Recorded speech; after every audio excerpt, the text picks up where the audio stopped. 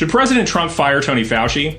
We're starting to see a lot of people in pro-Trump Twitter start to push for his firing, and it's kind of interesting to try and figure out why. So this tweet, for example, on April 12th, Deanna Lorraine, a pro-Trump personality, says that Fauci is now saying had Trump listened to the medical experts earlier, he could have saved more lives. Fauci was telling people on February 29th that there was nothing to worry about and that coronavirus, posed no threat to the U.S. public at large. Time to hashtag fire Fauci. And, throwing like hot water on all of this is President Trump saying, sorry, fake news, it's all on tape.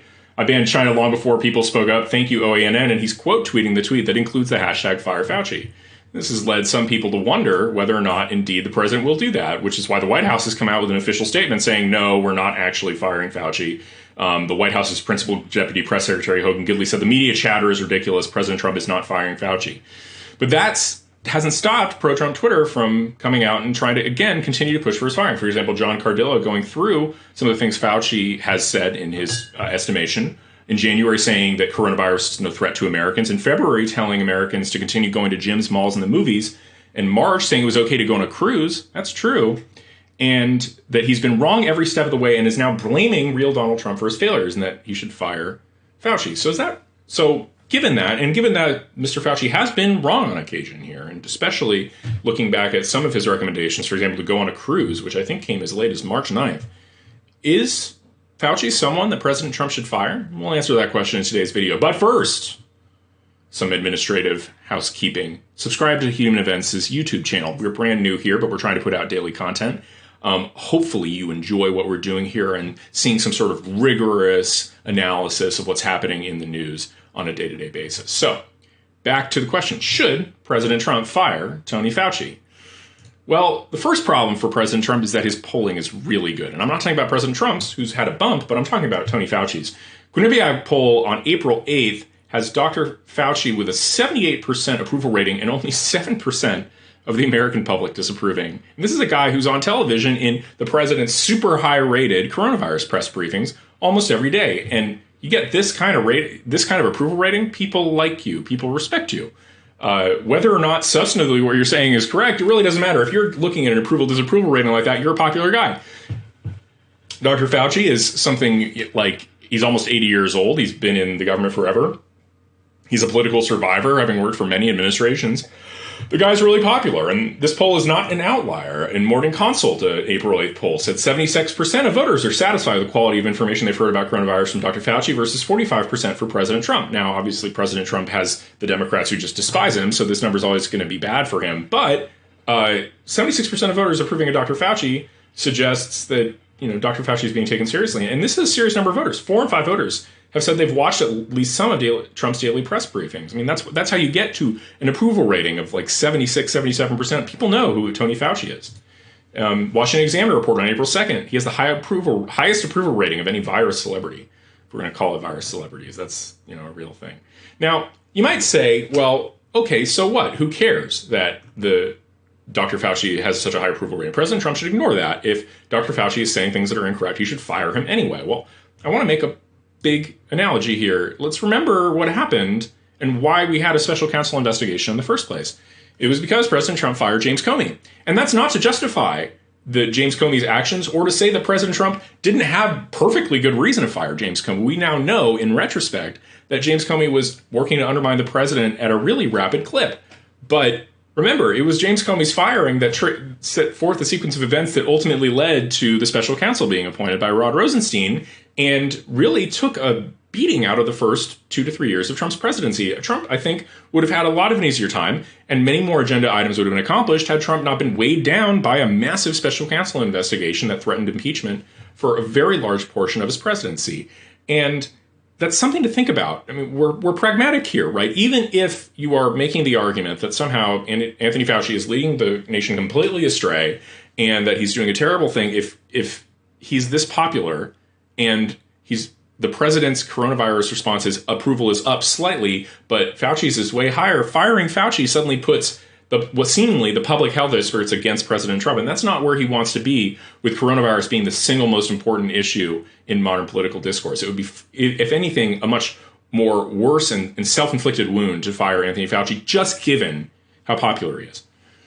But let's get further than that. Like that's sort of the worst case scenario. Like even if you really don't like Anthony Fauci, you probably should still want him to stay in the administration, even if you think he's totally wrong. But many of the things that people are complaining about, I don't think are actually that bad in context if you understand what he's doing. So one thing people are complaining about when it comes to Tony Fauci is the idea that he went on Jay Tapper and said that if the United States had implemented social distancing earlier, and then we would have eventually gotten to a point where we would have saved more lives.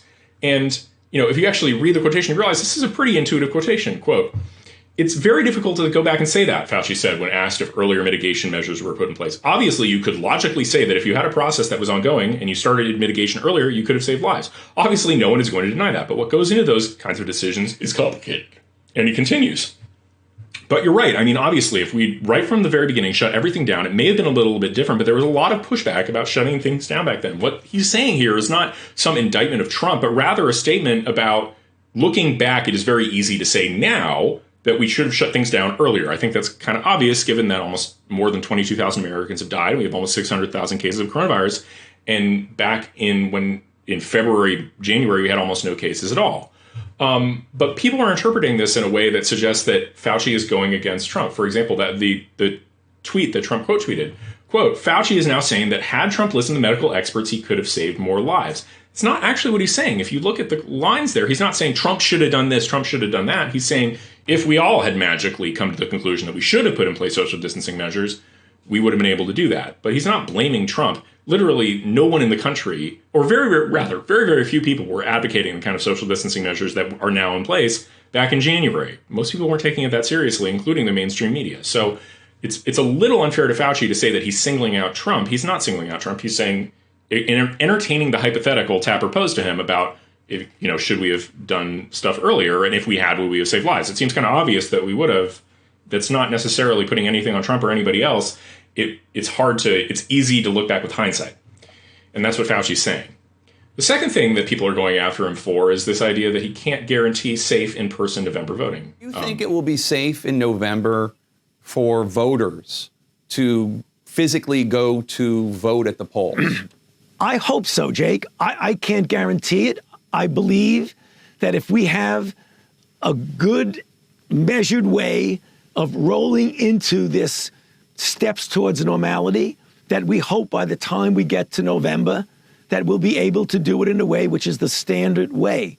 However, and I don't want to be the pessimistic person, there is always a possibility as we get into next fall and the beginning of early winter, that we could see a rebound.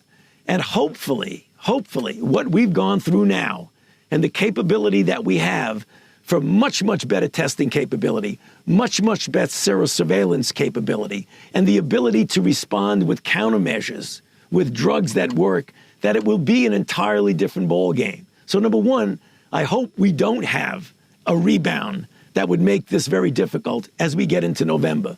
But if we do, and there certainly is a possibility, I'm a realist, it certainly is a possibility, hopefully we'll be able to respond to that rebound in a much more effective way than what we've seen now in January, February, March.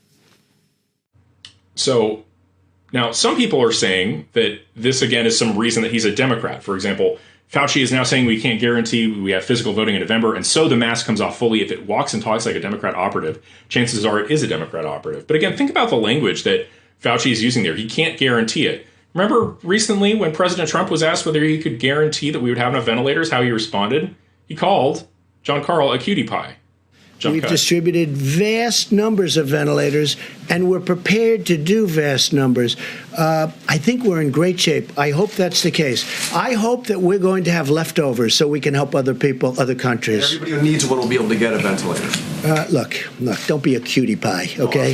Everyone who needs one. Nobody's ever done what we've done. Nobody's done anything like we've been able to do. And everything I took over was a mess. It was a broken country in so many ways other than this. We had a bad testing system. We had a bad stockpile system. We had nothing in the stockpile system. So I wouldn't tell me what being a wise guy. Go ahead. So when you think about it, like Trump's doing that because it's not realistic to guarantee things that you don't have complete and full control over, right? Anthony Fauci cannot guarantee what the virus will look like in November. He can't. It's not in his, it would be completely irresponsible for him to make that guarantee. Similarly, when people were asking the president to guarantee that every single person who needs a ventilator will have one, he didn't guarantee it because it would be irresponsible. He doesn't know, when he's making this statement back a couple weeks ago, exactly what the course of the virus will be. So it would be irresponsible for him to guarantee something he isn't in full control over. You can only guarantee one's own efforts. You really, ultimately, it's very hard to guarantee results. And it's extremely foolish to be guaranteeing the outcome when it has to do with a fast-moving epidemic. That would be insane. It would have been insane for Trump to do it back on the 27th. And it would be insane for Fauci to do it today. So that's, not particularly persuasive case. Finally, there is something where there is, like, Fauci has been off. So Gateway Pundit and many others have pointed out that Fauci went on Al Sharpton's show on MSNBC to talk about how he thought we might be in real trouble from coronavirus in mid to late January. And this is a problem that's a real and present danger to the minority communities. We've just got to do that. And I mean, this is something that we are now actively discussing at the task force. Surgeon General Jerome Adams has been talking about that. We're shining a bright light on it. We've got to do it. You're absolutely correct. You've got to bring the resources where the risk and the vulnerability is. Let me ask you this. When did it occur to you in your capacity that this was a problem that would reach pandemic proportions? We had all kind of reports about when Washington was notified, the Congress, the White House. When did it occur to you that we were in real danger here? It occurred, well, it was always this thought that there was some danger. But when we got to the point where it was clear that some of the misinformation that we initially got from China, because remember, their first cases were reported at the very end of December 31st. They said there was something like 24 cases in this wet market where these exotic animals are sold, and there's a human-animal interface. And the proposal that was made by the authorities in China was this was just jumping from an animal to a human, and it wasn't spread from human to human. Then it became clear, when you look back, that it was likely in China that there was human-to-human spread. By the time we got that information and we started getting cases here, it was, well, it's not efficiently spread from human to human. But as soon as it became clear that there was community spread, which means that it isn't just a travel-related case, that there are cases that are in the community under the radar screen, then it became clear that we were in real trouble. When was that? Around when was that? Well, that was probably towards the middle to end of January. Okay. And what did you begin?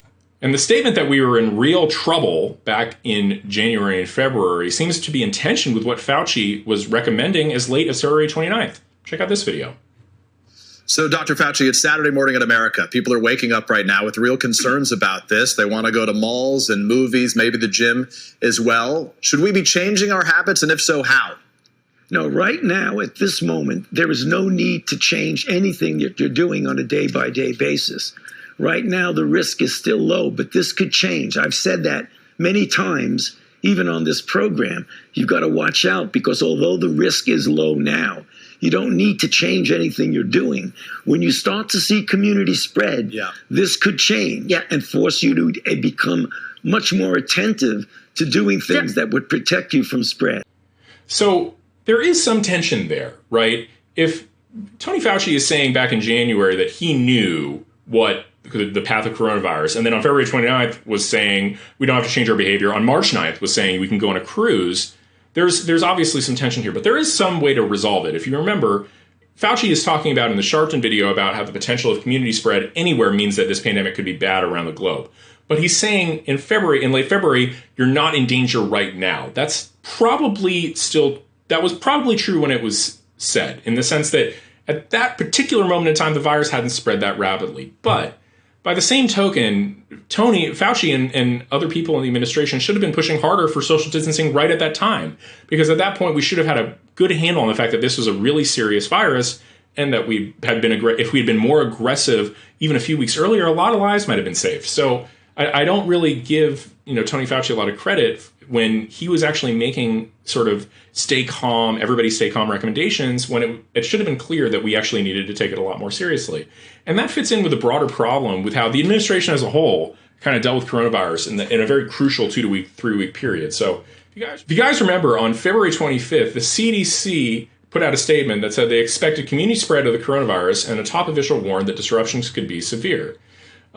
It's Nancy Messonnier who said, as we've seen from recent countries with community spread, when it has hit those countries, it has moved quite rapidly. We want to make sure the American public is prepared. As more and more countries experience community spread, successful containment at our borders becomes harder and harder, she said. And the CDC urged American businesses and families to start preparing for the possibility of a bigger outbreak. Messonnier said that parents should ask their children's schools about plans for closures, and businesses should consider whether they can offer telecommuting options to their employees, while hospitals might need to look into expanding telehealth services, Messonnier said. Nancy Messonnier sounds like she was on top of it, and it's sort of interesting to go back and realize that Tony Fauci was not at the time, right? In a New York Times article, you actually see the ways in which there's this tension between Messonnier and the rest of the administration, including Tony Fauci. So in this article, it talks about how federal health officials were warning that the coronavirus would spread. The Messonnier herself was saying it's not so much a question of if this will happen anymore, but rather a question of when. But then you talk about what Tony Fauci was saying in late February, and he was saying, you need to do nothing different than you're already doing. Fauci was taking the rest of the administration's line on this, the idea that this was a little bit overblown and that we don't need to change our behavior. And for that, Fauci deserves criticism. And if anything, Messonnier deserves a lot of it. And also, especially when you look at the statistics. If you look at coronavirus case in the United States, you'll see that Messonnier was really ahead of the curve. When she was making those statements on February 25th, there were only 50 people with a confirmed coronavirus case in the United States. We've now got almost 600,000. And no one had died at that point, and now we have over 20,000 deaths. So Messonnier was ahead of the curve, and what did she get for doing so? Well, according to the New York Times, she kind of got sidelined because she took this statement. In this report from the New York Times on March 7th, they basically explained that when President Trump saw Messonnier's statement, which was seemingly in tension with President Trump's position that he had full control of the economy at that point, well, he got angry and made sure that all communications went through Vice President Pence, which is perfectly within his rights to do. And Messonnier, as a lower level cabinet member, or not even a cabinet member, just a lower level official, shouldn't have been out there contradicting the administration. That's not good look. But at the same time, she was right. She was ahead of the curve, and the rest of the administration was behind it, trying to downplay the virus, and they probably shouldn't have been. And so the real question is, maybe we shouldn't be talking about firing Fauci, but rather we need to bring back the people who got it right early on. And people like Nancy Messonnier, who, when there were only 50 cases in the United States, says, we're probably going to do a big-time social distancing measure, and this is probably going to be a very serious thing. Those are the kind of people who had the foresight. Those people with that foresight should be brought back into the fold. Another problem with firing Fauci, and this is something from Lawrence Gostin, who's a major law professor in public health. He's, as he says, the director of the O'Neill Institute and the chaired professor of global health law. He's a friend of Tony Fauci's, but he makes a couple of important points. In this tweet, which is a little abbreviated, POTUS cannot fire Tony Fauci as director. It's not a political appointment. If he directed the director of the NIH to fire Tony Fauci, Francis Collins would resign. And Francis has high integrity. That's also risks other people on the senior task force resigning.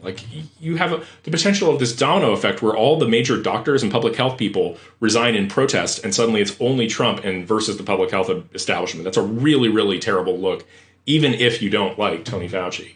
So what then is President Trump to do? Well, he should just go back to embracing wartime Trump. Wartime Trump is the model that he is a wartime president fighting a serious virus. Just go back to worrying about that and beating the virus. If you do that, we will get the economy back going. Don't worry about Tony Fauci. Don't worry about all the noise. For Trump, the issue is simple. If you solve the pandemic, the economy will come back. So solve the pandemic. That's all I got for you. Thank you for watching. Again, if you enjoyed it, hit the subscribe button on the Human Events YouTube. We really appreciate your support. It really helps us get the message out and get more traction with our videos. So if you are a fan of what we do at Human Events, if you're a fan of my Twitter, if you're a fan of everything else, please hit that subscribe button and watch and share our videos out. Thank you so much. Hope you enjoyed it, and I will see you tomorrow.